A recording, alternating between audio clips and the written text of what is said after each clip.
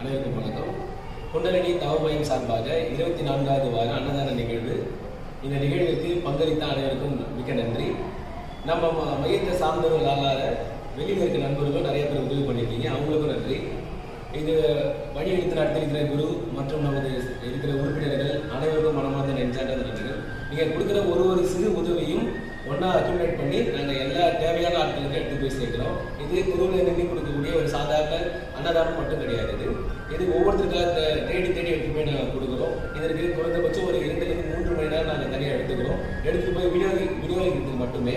So இது வந்து ஒரு நல்ல தேவையான ஆட்களுக்கு மட்டுமே சென்றடைகிறது.